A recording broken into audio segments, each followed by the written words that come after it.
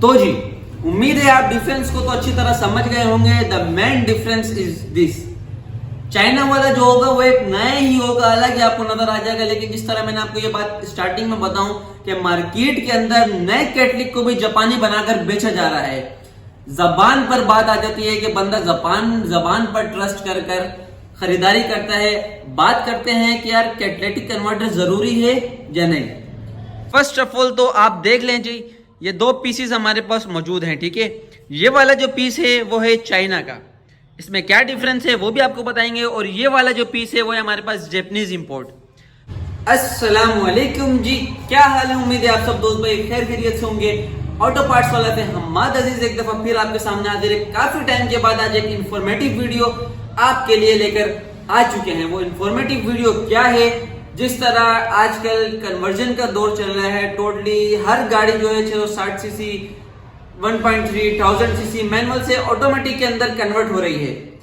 तो उसके लिए मींस कार्बोरेटर से EFI के अंदर कन्वर्ट हो रही है। EFI के अंदर जो है कैटलिटिक कन्वर्टर बहुत ही इंपॉर्टेंट है, ठीक है। इंपॉर्टेंट क्यों है ये भी आपको इंशाल्लाह आगे वीडियो में बताएंगे। फर्स्ट ऑफ ऑल टॉपिक हमारा ये है कि कैटलिटिक कन्वर्टर के अंदर जो है आजकल दो क्वालिटीज आ रही है, एक तो जैपनीज इंपोर्ट और दूसरा चाइना।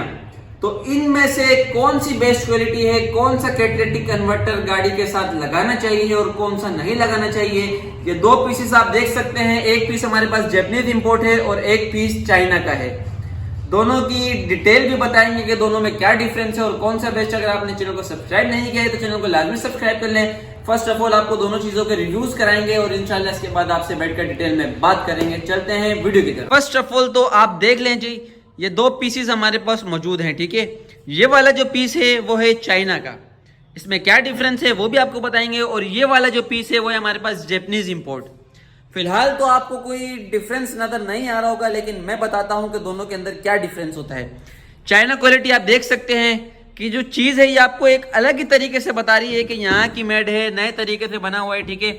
जापानी चीज जो है वो कभी भी इस तरीके से साफ सुथरी नहीं होगी, ठीक है। ये देख सकते हैं आप, इसकी शील्ड, इसकी एक एक चीज जो है ये कंप्लीटली लग रहा है कि यार ये चाइना का कैटलिटिक कन्वर्टर है, ठीक है। और यही आप जैपनीज के अंदर देख सकते हैं कि जैपनीज की एक खासियत होती है, जैपनीज चीज कोई भी हो, चाहे इंजन हो, चाहे मीटर हो, चाहे लीवर हो, एक अलग ही पहचान देती है। क्योंकि जैपनीज क्वालिटी एक एक चीज पे कॉम्प्रोमाइज नहीं करती। भाई एक छोटा सा नट भी अगर जैपनीज कंपनी बनाती है तो वो भी एक अलग क्वालिटी की बनाती है, जो कि आप देख सकते हैं कि जैपनीज शील्ड है, मुड़ी हुई है, लेकिन आप इसकी क्वालिटी देख सकते हैं कहीं से डैमेज नहीं है।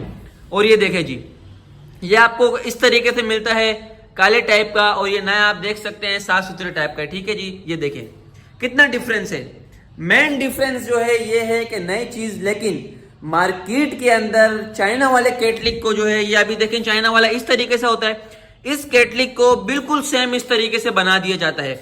आप बिल्कुल भी नहीं पहचान सकते कि ये चाइना वाला कैटलिक है। खैर इस पे अभी आगे वीडियो में डिटेल से बात करेंगे। मेन डिफरेंस उम्मीद है आप समझ गए होंगे कि चाइना वाला जो कैटलिक होगा वो इस तरीके से नया होगा, ठीक है। और जैपनीज जो कैटलिक होगा उसमें आप ये बात याद रखें कि इस तरीके की, ये तो इस तरीके का वो लाइट गोल्डन शेड नजर आ रहा है, या तो फिर इस तरीके का होगा, ठीक है। और ये शील्ड वगैरह आप देख सकते हैं, इन पे निशानात लाजमी होंगे, लाजमी, ठीक है जी। दूसरा डिफरेंस, इनकी जो जालीद है उसका भी आपको डिफरेंस मैं दिखाता हूं। अभी ये देखें, इसकी जो जाली है वो अलग ही बता रही है, अलग ही एक ऑरेंज टाइप के कलर के अंदर की जाली, ठीक है। क्योंकि जाहिर सी बात है चाइना है और ये ऑरेंज शेड में बता रही है। और इसी तरीके से अगर मैं आपको जापानी की जाली दिखाऊं, ये देखें इसका कलर एक अलग ही क्वालिटी का आ रहा है। ये देखें व्हाइट कलर आ रहा है, बिल्कुल व्हाइट, ये जापानी की निशानी है, ठीक है। उम्मीद है आप मेरा डिफरेंस समझ गए होंगे। तो अब चलते हैं डिटेल वीडियो की तरफ, डिटेल में बात करते हैं। तो जी उम्मीद है आप डिफरेंस को तो अच्छी तरह समझ गए होंगे। The main difference is this, China वाला जो होगा वो एक नया ही होगा, अलग ही आपको नजर आ जाएगा। लेकिन जिस तरह मैंने आपको ये बात स्टार्टिंग में बताऊं कि मार्केट के अंदर नए कैटलिक को भी जापानी बनाकर बेचा जा रहा है। जबान पर बात आ जाती है कि बंदा जबान पर ट्रस्ट कर कर खरीदारी करता है। बात करते हैं कि यार कैटलिटिक कन्वर्टर जरूरी है या नहीं। सर मेरी उसके हिसाब से आज तक जब से मैं अल्हम्दुलिल्लाह इसका काम करता हुआ आ रहा हूँ अल्ट्रेशन का, तो मैंने विदाउट कैटलिटिक कन्वर्टर कोई भी गाड़ी रेडी नहीं की।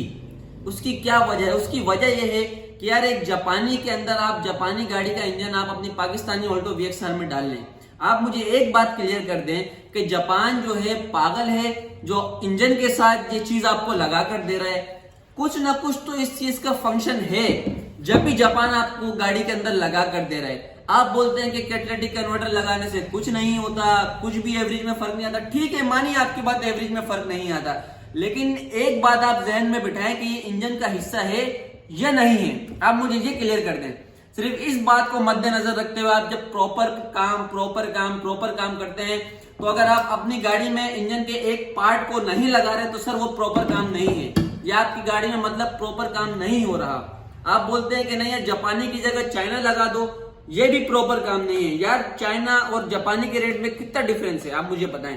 15,000 रुपए का चाइना का है और 30,000 रुपए का जापानी कैटलिक कन्वर्टर है। सो प्लीज मेरा मशवरा ये है कि अगर आप अपनी गाड़ी को अच्छा देना चाहते हैं, अच्छी परफॉर्मेंस में रखना चाहते हैं, प्रॉपर काम करवाना चाहते हैं, तो इस चीज का खास ख्याल रखें। चाहे मीरा वाला इंजन लगवाएं, चाहे जो है ऑल्टो वाला इंजन चाहिए 60 से किसी गाड़ी में कन्वर्ट कराएं, तो कैटालिटिक कन्वर्टर लाजमी लगवाएं और जैपनीज लगवाएं। दूसरी साइड्स पर जो है काम हो रहा है वहां कैटालिटिक कन्वर्टर नहीं लगाया जा रहा है। अगर हम EFI गाड़ियों की बात करते हैं, लाइक मीरा गाड़ी है, उसके अंदर अगर कैटालिटिक कन्वर्टर की जाली खराब हो जाती है या कुछ हो जाता है, एवरेज पे तो उसकी इफेक्ट पड़ता ही पड़ता है और गाड़ी घुटकर भी चलती है, गाड़ी में घुटन पैदा हो जाती है। ठीक है, तो सर ये सारी बात का मेन मकसद ये है कि यार आप इस बात को मद्देनजर रखें कि जापान पागल है जो ये चीज आपको गाड़ी के अंदर लगा कर दे रहा है। कुछ ना कुछ तो फंक्शन है ना, जब भी आपको कंपनी में ये लग कर भी आ रहा है। ठीक है, आप बोलते हैं कि नहीं यार कैटालिटिक कन्वर्टर से एवरेज पे फर्क नहीं पड़ता। मान लिया आपकी बात सर, कैटालिटिक कन्वर्टर से एवरेज पे कोई फर्क नहीं पड़ता, ठीक है, कोई भी फर्क नहीं पड़ता, लेकिन आप कंपनी से तो ट्रसल नहीं कर सकते ना, कंपनी से तो मुकाबला नहीं कर सकते। कंपनी जाहिर सी बात है एक एक चीज लिखकर, एक एक चीज की टेक्नोलॉजीज के हिसाब से हर चीज को बनाती है।